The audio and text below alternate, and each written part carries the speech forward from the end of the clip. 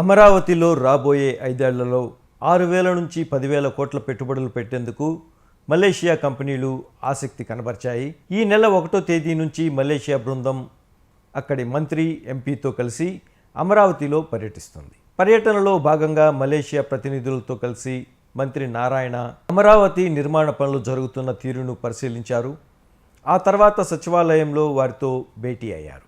ఈ భేటీలో మలేషియాలోని సెలాంగార్ స్టేట్ ఎక్స్కో మంత్రి Papparayudu, clang MP Ganapathi Rao, Malaysia Andhra business chamber ప్రతినిధులు, పలు ప్రైవేట్ సంస్థల ప్రతినిధులు పాల్గొన్నారు. అమరావతి అభివృద్ధికి భారత్తో కలిసి పనిచేస్తామని మలేషియా మంత్రి పప్పారాయుడు తెలిపారు. ముఖ్యంగా మలేషియాలో తెలుగు మూలాలు ఉన్న పారిశ్రామికవేత్తలకు చెందిన పలు కంపెనీల ప్రతినిధులు పవర్ పాయింట్ ప్రజెంటేషన్ ద్వారా తమ ప్రాజెక్టుల గురించి మంత్రి నారాయణకు వివరించారు.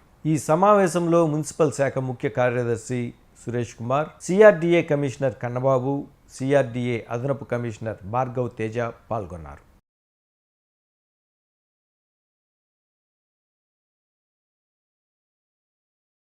అమరావతిలో రాబోయే 5 ఏళ్లలో 6,000 నుంచి 10,000 కోట్ల పెట్టుబడులు పెట్టేందుకు మలేషియా కంపెనీలు ఆసక్తి కనబర్చాయి. ఈ నెల 1వ తేదీ నుంచి మలేషియా బృందం అక్కడి మంత్రి, ఎంపీతో కలిసి అమరావతిలో పర్యటిస్తుంది. పర్యటనలో భాగంగా మలేషియా ప్రతినిధులతో కలిసి మంత్రి నారాయణ అమరావతి నిర్మాణ పనులు జరుగుతున్న తీరును పరిశీలించారు. ఆ తర్వాత సచివాలయంలో వారితో భేటీ అయ్యారు.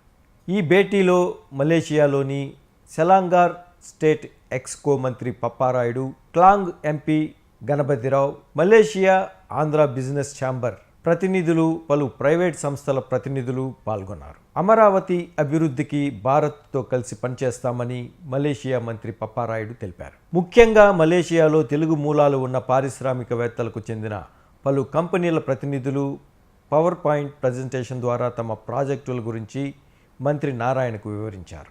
ఈ సమావేశంలో మున్సిపల్ శాఖ ముఖ్య కార్యదర్శి Suresh Kumar, CRDA commissioner Kannababu, CRDA అదనపు కమిషనర్ భార్గవ్ తేజ పాల్గొన్నారు.